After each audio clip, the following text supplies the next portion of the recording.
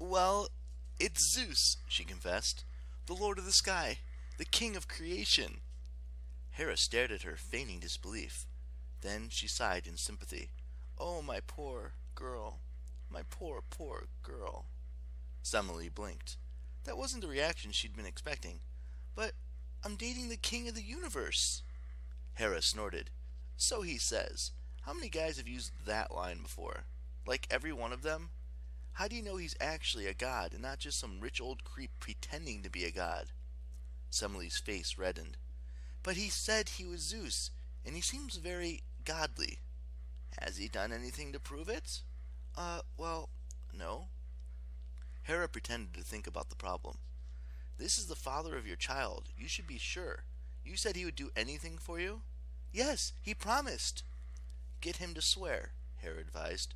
Then ask him to appear before you the way he appears before his wife Hera, in his true godly form. That's the only way you'll know for sure. Semele pondered this. Sounds dangerous.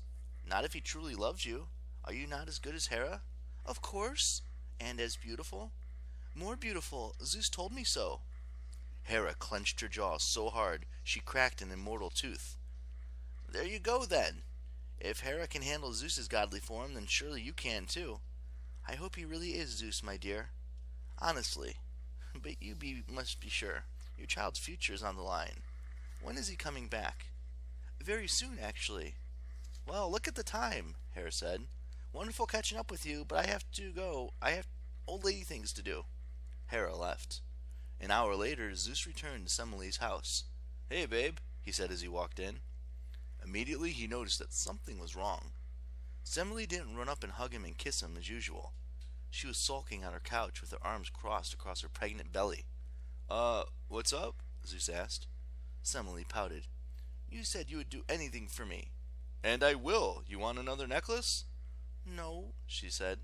I want a different favor. Only one thing will make me happy. Zeus chuckled. Maybe Semele wanted a dress this time, or a pair of those new things that humans had just invented. What are they called? Shoes? Anything you want, Zeus said. Promise? He spread his arms magnanimously. I swear on the river Styx, ask me any favor, and it's yours. Good, she allowed herself a smile. I want you to appear before me in your true godly form, the way you appear to Hera. Zeus sucked in his breath. Oh, bad idea, babe. Ask me anything else. No, Semele struggled to her feet. You said anything. I want proof that you're really a god. I'm just as good as Hera. I want to see you the way she sees you. But a god's true form, that's not for mortals to look on, especially pregnant mortals. Especially pregnant mortals who would like to live longer than a few seconds. I can handle it, she said. I know I can. Zeus was not so sure about that. He never actually tried appearing to a mortal in his pure godly form before, but he imagined that it would be like looking at the sun without protective eyewear, or looking at the actor first thing in the morning pre-makeup. Dangerous. On the other hand, Zeus had sworn on the river Styx, and he couldn't back out of that. Also, Semele was a feisty girl. She was the daughter of the famous hero Cadmus. If she thought she could handle seeing a god's true form, maybe she could. Okay, ready? Zeus asked. Ready. Zeus's mortal disguise burned away. He appeared in all his glory as a swirling pillar of fire and lightning, like a supernova in Semele's living room. The furniture went up in flames. The door blew off its hinges. The window's shutters exploded. Semele could not handle it. She vaporized, leaving an afterimage scorch mark on the living room wall. However, the baby inside of her did survive, probably because he was part god. The poor little guy was suddenly hovering over in midair, where his nice cozy mother used to be. Zeus took physical form just in time to catch him before he hit the floor.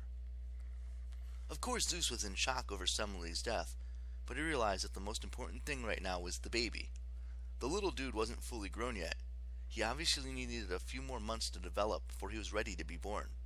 Zeus had to think quickly. He pulled out his lightning bolt and made an incision in his own right thigh. Must have hurt like crazy. But Zeus stuffed the baby into his thigh, just like he was putting him in the pocket of a pair of cargo pants. Then he sewed his skin shut.